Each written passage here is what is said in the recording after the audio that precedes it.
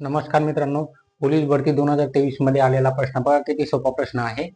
तर बघा, आपण सुधीरने 8,880.80 रुपये खर्चून 16 वस्तू खरेदी केल्या.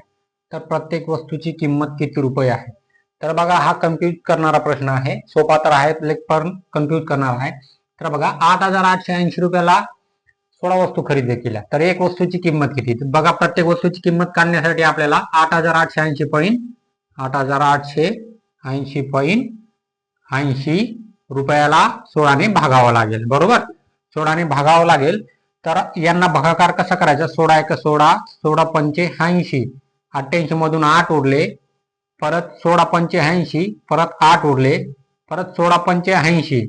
बघा, 555 उरले. हा पॉइंट इथं आहे, परत पॉइंट द्या. आणि 16 ने 8 ला भाग जात नाही, म्हणून बघा 8 ही लहान संख्या आहे 16 पेक्षा, म्हणून इथं शून्य घ्या आणि हा झाला 80, परत 16 पंचे 80, म्हणून उत्तर काय आलं?